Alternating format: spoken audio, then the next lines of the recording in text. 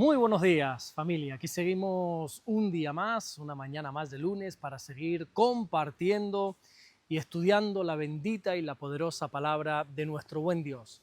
Me encuentro ahora mismo en el país de Bélgica, en la ciudad de Bruselas, donde hemos estado este fin de semana compartiendo la palabra del Señor. Hemos llevado a cabo 3 cultos que han sido maravillosos. Bueno, realmente 4, porque el viernes tuvimos un culto con los jóvenes, el sábado tuvimos 2 cultos y ayer domingo un culto por la mañana, y la verdad que ha sido un tiempo muy hermoso. Nos hemos podido reencontrar con muchos hermanos que hacían semanas, incluso meses que no veíamos, pero lo más importante es que hemos podido llevar a cabo la predicación del Evangelio, que es la razón de nuestra existencia. El apóstol Pablo dijo: ay de mí si no anunciar el Evangelio.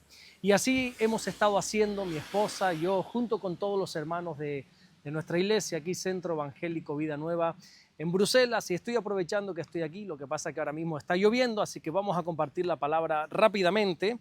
En el Evangelio de Mateo, capítulo 22, versículo 18, que así nos dice: pero Jesús, conociendo la malicia de ellos, les dijo: ¿por qué me tentáis, hipócritas? El viernes veíamos esa pregunta trampa que los fariseos, unidos con los herodianos, le hicieron al Señor con el fin de poder encontrar alguna palabra para poder acusarle, para poder levantarse contra él. Era una pregunta que, como ya vimos, respondiese lo que respondiese el Señor, le iban a acusar. La pregunta era: ¿es lícito dar tributo al César o no? Mira, si Jesús decía que sí era lícito pagar los impuestos al César, claro, rápidamente lo iban a señalar como un traidor, como alguien que se había vendido, sometido al poder romano. Lo tacharían de traidor. Pero resulta que si Jesús contestaba que no era lícito, lo iban a acusar de iniciar una rebelión contra Roma y lo iban a presentar como enemigos del imperio. Pero qué bueno saber que nuestro Dios es más sabio que todos nosotros juntos. Y por supuesto el Señor no iba a caer en esta pregunta trampa. En España hay un dicho que dice: cuando tú vas, yo vengo. Este refrán quiere decir que, mira, no trates de hacerme una trampa, porque antes de que tú hayas empezado a planearla, antes de que tú planees algo contra mí, yo ya tengo preparada la salida para esa trampa. Eso quiere decir: cuando tú vas, yo vengo. Este versículo nos dice que Jesús conocía la malicia de ellos. El Señor sabía perfectamente las intenciones de estas personas y por lo tanto no se dejó engañar. A pesar que vinieron con palabras bonitas, que vinieron con palabras lisonjeras, con palabras que lo único que decían era cosas buenas sobre el Señor, aún así el corazón de ellos estaba lleno de engaño.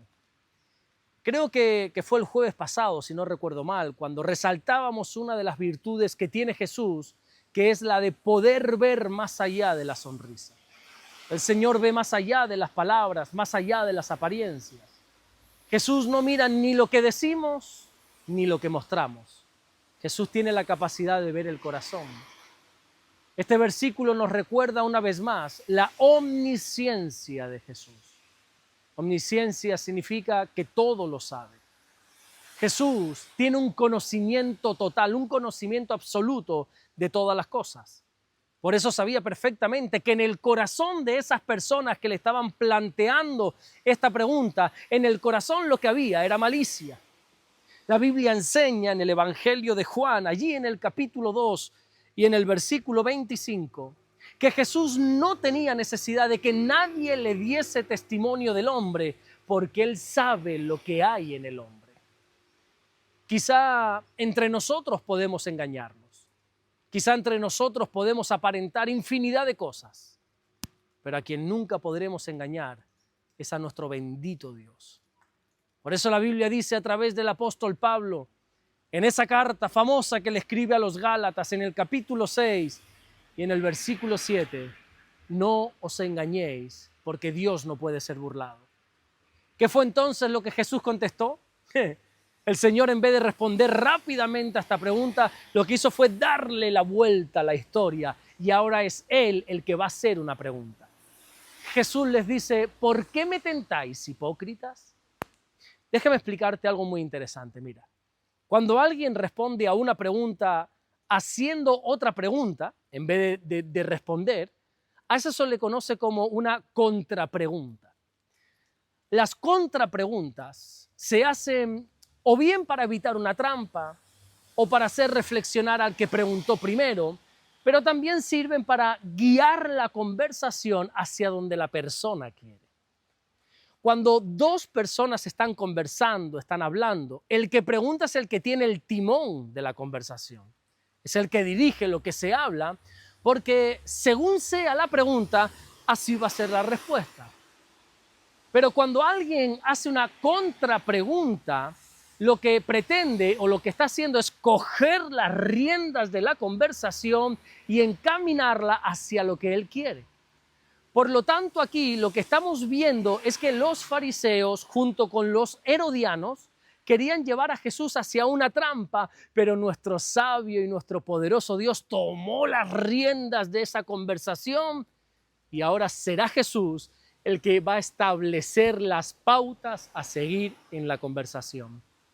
Y esto es algo tremendo, porque en su infinita sabiduría, lo que está haciendo Jesús es no entrar al juego sucio del enemigo, sino aprovechar la ocasión para dar una enseñanza y para poder responder desde un punto de vista mucho más alto. El Señor está tornando una conversación que iba rumbo a la trampa. Jesús la está cambiando en una conversación donde se va a llevar toda la gloria y toda la honra. Qué tremendo, ¿verdad? Dios mediante, mañana en el siguiente versículo vamos a ver que Jesús sí les va a dar una respuesta a esta gente. Pero primero quiere dejar claro que Él tiene constancia de cuáles son las intenciones de ellos. Y por eso les llama hipócritas. Lo que hace Jesús es señalar la maldad interior de ellos. Y por eso los llama directamente hipócritas. El Señor les está diciendo que sabía perfectamente que todas esas palabras de admiración eran fingidas, porque lo único que estaban tramando era su destrucción. La respuesta de Jesús fue firme. Fíjate, Él no se quedó callado, muchísimo menos se dejó manipular, intimidar. Jesús señaló la raíz del problema, que era la malicia, era la hipocresía de ellos. Y creo que muchas veces nosotros, los creyentes, los cristianos, confundimos la bondad o la misericordia con dejarnos engañar. Jesús es la persona más bondadosa, sin duda alguna. Jesús es la persona más misericordiosa que existe. Pero eso no quita que hablase claro. Eso no quita que Jesús dijera las cosas a la cara. Jesús reprendió y confrontó la maldad de estos hombres. Y de la misma manera tenemos que actuar nosotros en algunas ocasiones. Muchas veces solemos quedarnos callados, quizá por ingenuidad, quizá con la excusa de mí, no, para no ofender. Pero es que hay veces que los cristianos tenemos que dejar las cosas claras. La Biblia dice, a través del apóstol Pablo, cuando le escribe su carta a los romanos, allí en el capítulo 14 y en el versículo 16, que nuestro bien no puede ser vituperado. También Pablo, cuando escribe su primera carta a Timoteo, allí en el capítulo 3 y en el versículo 15, recuerda que nosotros, los creyentes, la iglesia del Dios viviente, es una columna y baluarte de la verdad. La iglesia del Señor tiene que sostener la verdad. De la misma manera que una columna en un edificio sostiene todo el peso, toda la carga. Y también tiene que proteger la verdad como un baluarte lo hace. Cuando nosotros vemos malicia, cuando nosotros vemos hipocresía, cosas semejantes en las personas, lo que tenemos que hacer es hacérselo saber.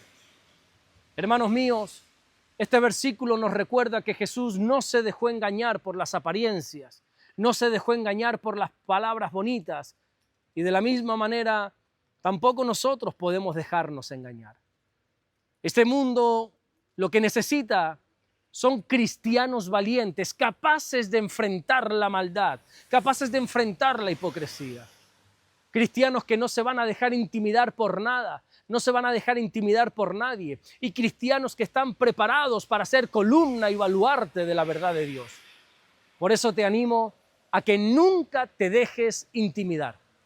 A que, como dice la Biblia en el precioso libro de Proverbios, capítulo 16 y versículo 6, que con misericordia y con verdad se corrija el pecado del hombre. Es cierto que nosotros tenemos que ser misericordiosos, pero también es cierto que la verdad tiene que ser dicha.